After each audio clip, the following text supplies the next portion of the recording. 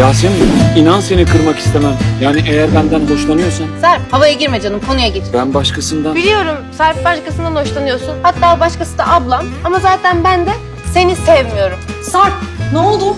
Dedemi getirdik Gül. Zehirlendi. Hay Allah ya. Üzülme, getirdik hemen. Ben seni hala deli gibi seviyorum, görmüyor musun? Ne olur bize bir şans ver.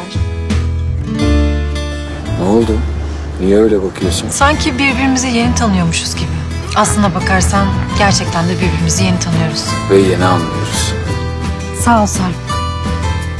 Senin benimle derdin ne ya? Ne istiyorsun benden? Ben mi? Asıl sen benden sürekli bir şeyler istiyorsun. Sen de her istediğimi yapıyorsun Sarp. Peşimde dolaşmadan duramıyorsun. Kabul et. Sarp, ben hiç iyi değilim. Müsaitsen buraya gelebilir misin? Ben gidiyorum. Gitme. Benimle kal. Gülümse Yeter yeni bölümüyle Salı akşamı Show